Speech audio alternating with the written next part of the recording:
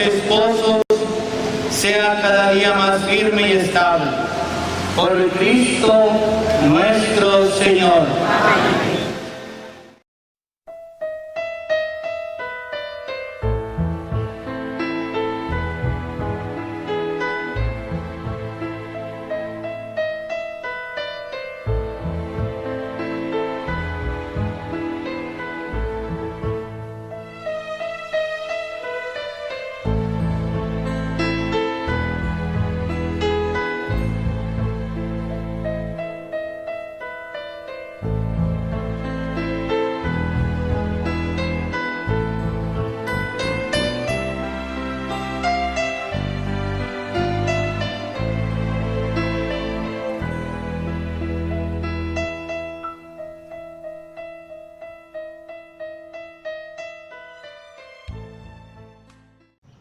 El 14 de octubre de 1960, la parroquia San Pedro Claver fue creada y su arquitectura está inspirada en el arte gótico.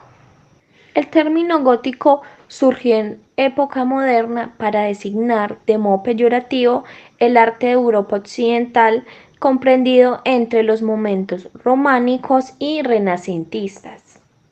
El arte gótico como tal, y en este caso que nos concierne, estamos hablando de arquitectura. Digamos que la arquitectura gótica como tal surge en Europa por allá después de toda la época medieval, siglos XV, XVII. Digamos que el origen es como Francia, ¿cierto? Pero a Colombia, pues obviamente llega de la mano de la Iglesia Católica, y todo lo que es la arquitectura gótica como tal que conocemos en nuestro medio, podemos hablar de que es arquitectura más bien neogótica, porque digamos que es atemporal, porque ese desarrollo se da en Colombia pues en los siglos, hace poco pues en el siglo XIX y XX empiezan después de la colonización a surgir todo lo que es la arquitectura gótica como tal. Cuando se presenta o se da como este cambio hacia lo gótico, propiamente se estaba viviendo a nivel cultural y a nivel social, digamos como un enfrentamiento fuerte entre lo que era la fe y la razón. Es decir, quienes estaban defendiendo más de que el conocimiento y la grandeza se adquiría a través de la razón y de la reflexión, y quienes para su momento también a nivel de la iglesia estaban defendiendo que toda la razón se debía de alguna manera someter a Dios y a su grandeza y a la fe. Entonces digamos que a nivel también arquitectónico se veían como esas dos propuestas o esas controversias. La arquitectura gótica hay que tener presente que se da en las catedrales, en las iglesias y en los monasterios. O sea que tiene una connotación religiosa. No va a haber casas góticas en Colombia o edificios públicos pues, de estilo gótico. En Colombia y en nuestro medio, pues en el caso de Andes, que estamos como haciendo una lectura, vemos que básicamente encontramos el gótico en las iglesias de San Pedro y en la iglesia, pues en nuestra parroquia de Nuestra Señora de las Mercedes. El templo como propuesta o como oferta de lo que es la casa de Dios, el sitio para encontrarse con Dios, tenía como una imponencia, se trataba de hacer lo más grande posible para tratar de demostrar eso como un lugar digno para que habitara la presencia de Dios. En un comienzo las edificaciones se tornaban un poco más frías, más oscuras, más planas, y para ese momento de esta arquitectura se hizo como un cambio, por decirlo así. Nuestro templo acá de San Pedro Claver pues tiene como tal esa arquitectura gótica, y en las grandes iglesias o grandes catedrales, que fueron las grandes propuestas de la iglesia para su momento, pues se hizo eso, una forma de estructura que fuera muy elevada, lo primero muy alta. ¿Para qué? Porque el templo en sí está orientado hacia Dios, que siempre le demos como referencia las alturas, ¿cierto? La inmensidad. Esas estructuras altas, grandes, que se vivieran como un tipo de arcos diferentes a los que existían. A nivel románico, los arcos son directos o son perpendiculares plena y totalmente. En cambio, por ejemplo, en la estructura gótica, digamos que los arcos son ojivales, es decir, que tienen como una punta, una orientación directa. Eso se le daba o tenía todo un sentido a nivel teológico o a nivel de significado desde la fe y desde la religiosidad. Cada arco o la composición de varios arcos, como aparece a veces en estas estructuras arquitectónicas, góticas, siempre tienen como un punto que los congrega y que los reúne. Si miramos cualquiera de estos arcos, entendemos que está precisamente construido a partir de varios arcos más, pero hay una parte que los une a todos. Eso habla precisamente de que todo está orientado siempre hacia Dios, siempre hacia Dios. Hay unos elementos muy puntuales que definen la arquitectura gótica y yo creería que uno de los principales es el arco apuntado, ¿cierto?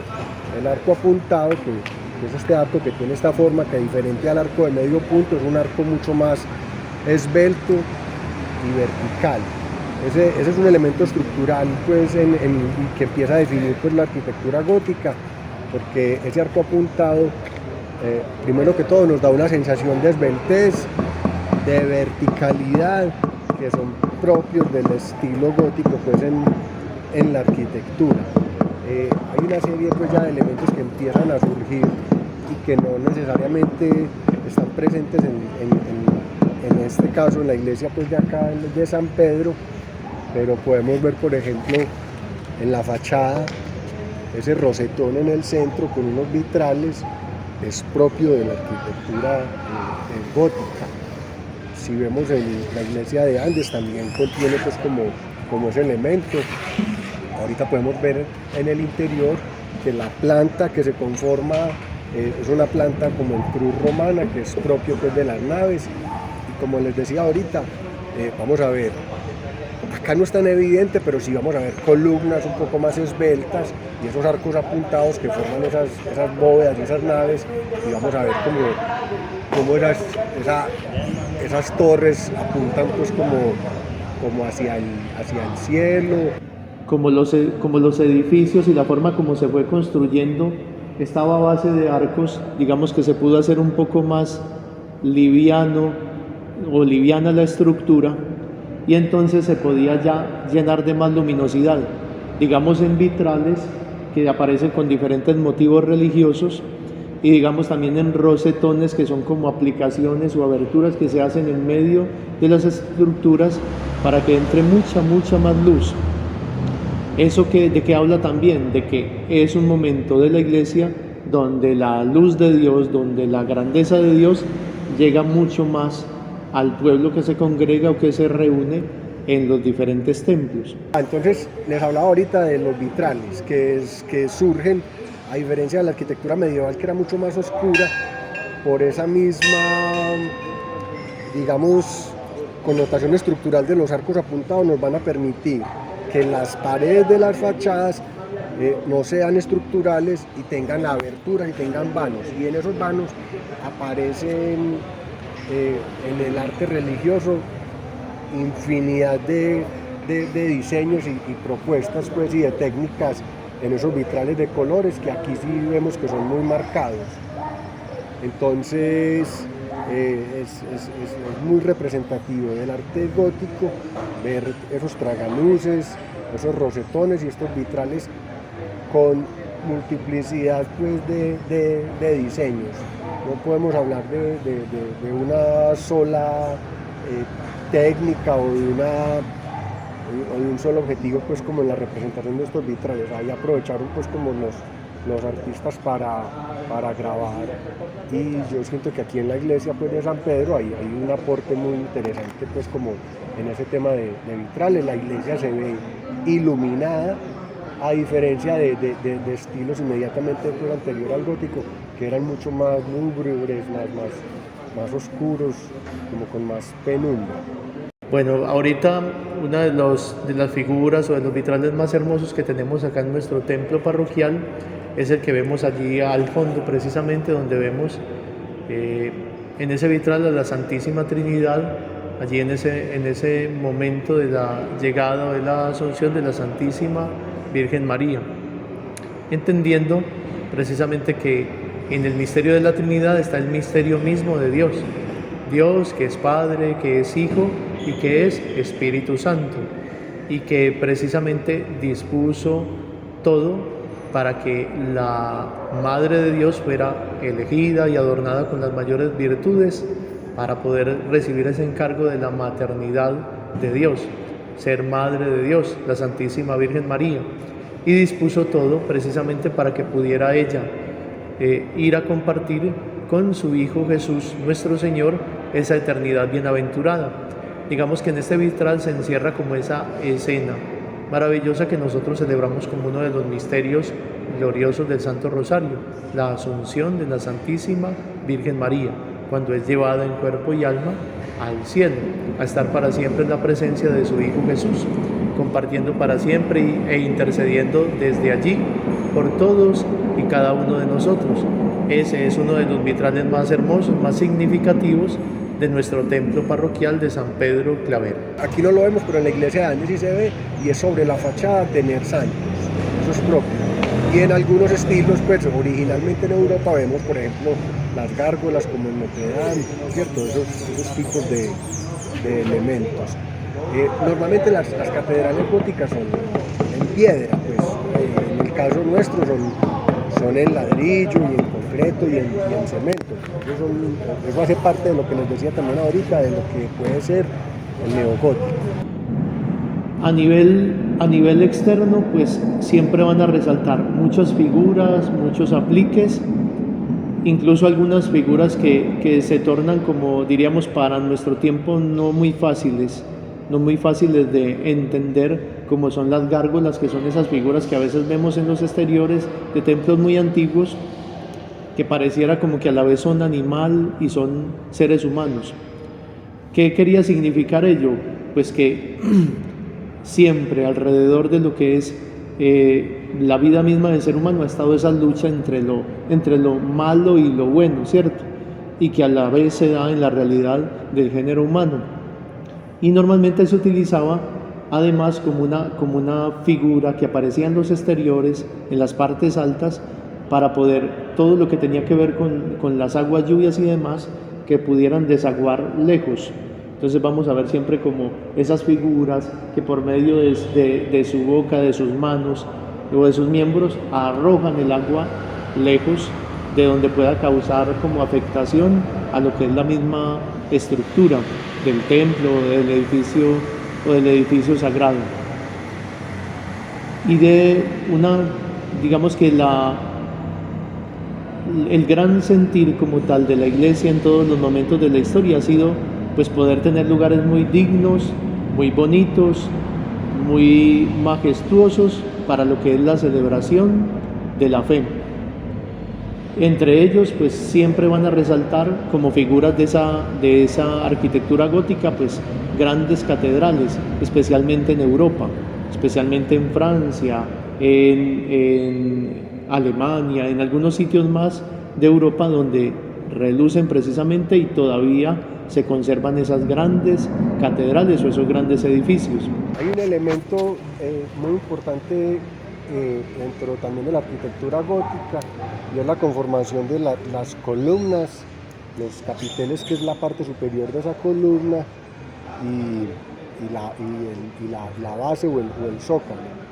Normalmente, en términos muy puristas, podemos hablar de columnas originalmente redondas. Acá las vemos rectangulares o cuadradas, igual tienen ese zócalo en la parte pues como en la base, y esos capiteles, que es la parte superior o el remate, vemos ahí un ornamento que es también como una recreación de lo que son los estilos pues romanos, que en el caso pues de Andes vemos que están pintados con dorado, que también es pues, como el propio pues como del estilo nuestro.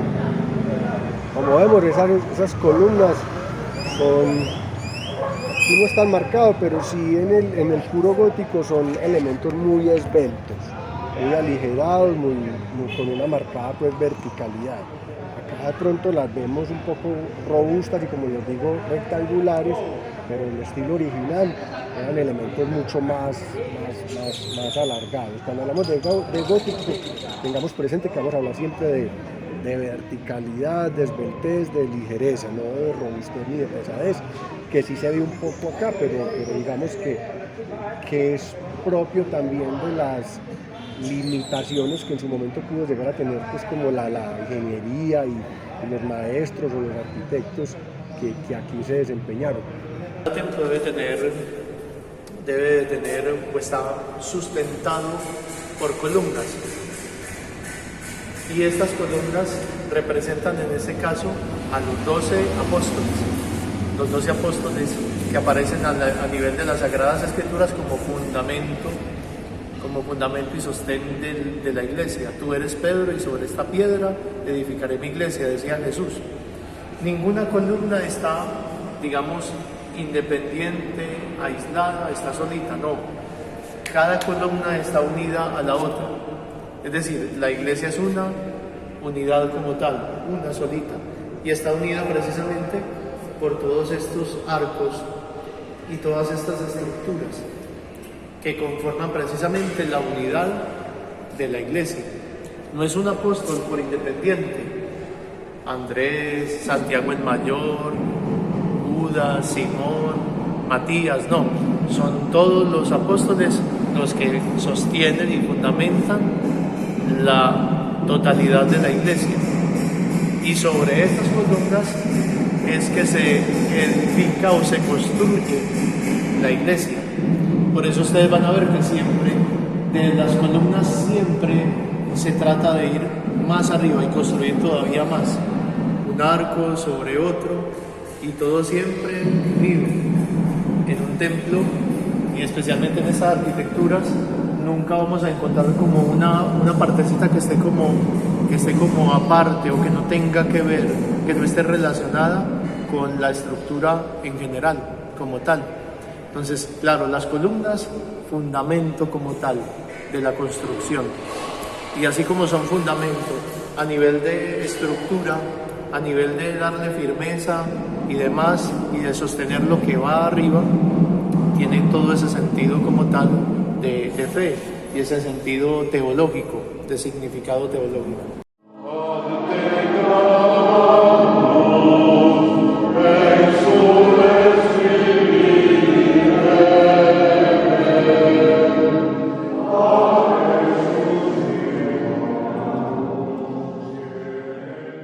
Diferentes estilos, diferentes momentos arquitectónicos y culturales, hasta llegar a lo que tenemos. En ese momento que tenemos, pues tenemos grandes edificaciones que se han construido hace muchos años. En nuestra diócesis, por ejemplo, hablamos de pueblos y de parroquias que a veces no superan los 200, 300, 400 años. Entonces digamos que tenemos, y como somos fruto, por decirlo así, de un proceso de colonización, entonces nosotros respondemos acá a mucho o casi todo lo que trajeron precisamente los colonizadores, y entre ellos pues grandes religiosos y comunidades religiosas que vinieron a estar acá con sus ideas, con sus arquitectos, con sus especialistas a la hora de construir, y por eso tenemos en diferentes ciudades, en diferentes pueblos, municipios, incluso corregimientos, templos muy hermosos, muy bonitos, que responden a la idea que ellos tenían de construir estos sitios. Normalmente los arquitectos que hicieron el gótico acá eran arquitectos extranjeros que la misma iglesia traía para que diseñaran acá. Yo desconozco un poco quiénes son los diseñadores, pero en la mayoría de los casos sí eran arquitectos que traía la iglesia pues cristiana, importados de Europa, sobre todo de Francia.